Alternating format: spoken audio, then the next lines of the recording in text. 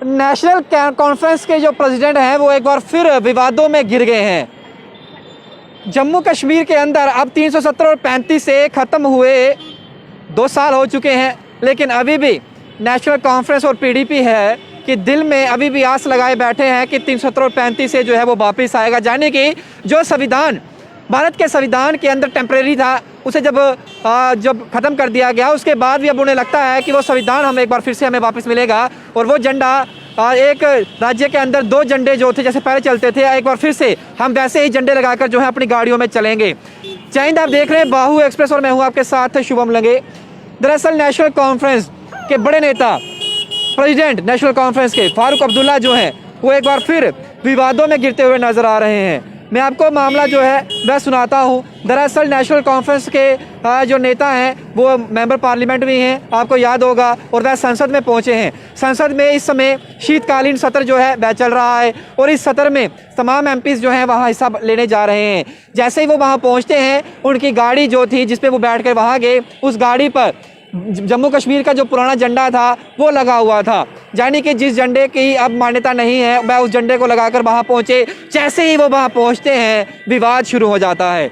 राजनीतिक विशेषज्ञ जो है वो अपनी अपनी टिप्पणी करते हैं। तमाम लोग जो है वो ट्विटर हैंडल पर जो है आलोचना जो है वो करते हैं और इस तरह की चीज़ें जो है वो ना हो सकें, साफ तौर पर यह कहा गया है। पहले तो मैं आपको वो तस्वीर दिखाऊंगा।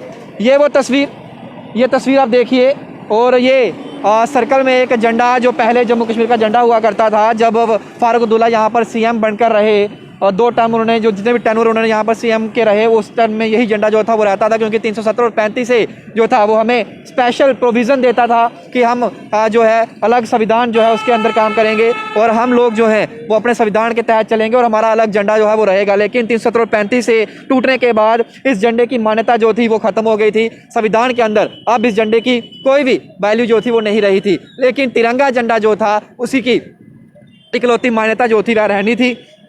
नेशनल कॉन्फ्रेंस फारूक प्रमुख जो हैं फारूक अब्दुल्ला एक बार फिर से कश्मीर मुद्दे को लेकर विवादों में गिरते हुए नजर आए हैं।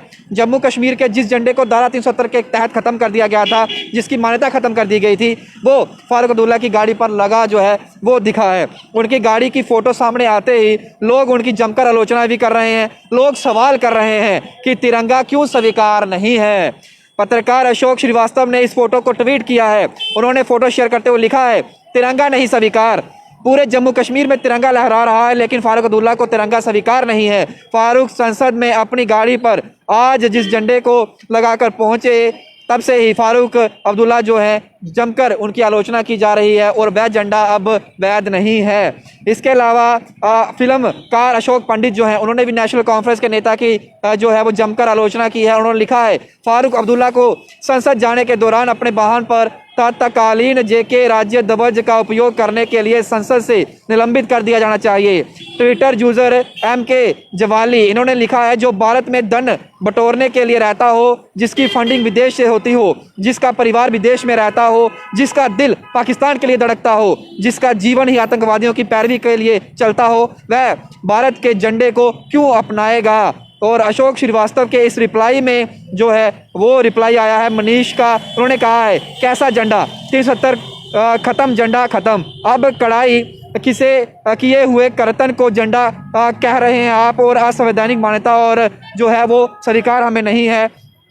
इसके अलावा एक ट्वीट और आया है। इस ट्वीट में ये कहा है, तो गद्दार क्यों नहीं घोषित करते आप, यानी कि आप इन्हें गद्दार घोषित करें और जेल में डालिए, रासुका लगाएं इनके ऊपर। आम आदमी अगर इस तरीके से पाकिस्तान का झंडा लहराता तो उसे तुरंत जेल के अंदर डाल दिया था, लेकिन ये नेता है तो नेता से ऊपर क्या देश है, देश नहीं है, इसलिए उन्होंने कहा है। लेकिन ये विवाद जरा दरअसल शुरू इस वजह से हुआ क्योंकि नेशनल कॉन्फ्रेंस के दिग्गज नेता जो हैं वो अपनी गाड़ी पर JNK का पुराना झंडा लगाकर संसद पहुंच गए। जैसे ही वो फोटो वायरल हुआ तब से ही ट्वीट पर एक जंग छिड़ गई, जंग जो थी वो नेशनल कॉन्फ्रेंस के खिलाफ छिड़ गई कि आखिरकार फारूक अब्दुल्ला को तिरंगा जो है वो स्वीकार क्यों नहीं है। अब आप लोग इस वीडियो को सुन रहे होंगे और देख भी रहे होंगे, मैंने आपको फोटो भी दिखा दिया। अब मैं आप लोगों से ही सवाल करता हूँ, जिस झंडे को हमारे संविधान ने अवैध घोषित कर दिया, अब सुप्रीम कोर्ट में मसला है, पार्लियामेंट में उसे पास हुआ और वो जो था टेम्पररी क्लॉज खत्म हो गया, यानी कि 370 और 35 से अब जम्मू कश्मीर का हिस्सा नहीं है। अब एकमात्र जो जरिया है वो है सुप्रीम कोर्ट। सुप्रीम कोर्ट अगर मान्यता देगा तो फिर से बाहर हो सकता है, अदरवाइज नहीं होगा। जब संविधान ने उसे अवैध कर दिया, जब कॉन्स्टिट्यूशन के अंदर अब वो ख़त्म हो चुका है, उसके बावजूद भी एक चीफ मिनिस्टर एक स्टेट का वो झंडा लगाकर अगर घूम रहा है तो इसे किस तरीके से लिया जाना चाहिए। आप लोग अपनी राय कमेंट बॉक्स में रखिएगा, वीडियो के कमेंट बॉक्स में आप अपनी राय रखिए। बाकी तमाम अपडेट्स के लिए बन रही बाहू एक्सप्रेस पर आदित्य डोगरा के साथ शुभम लंगे, बाहू एक्सप्रेस के लिए। जय हिंद।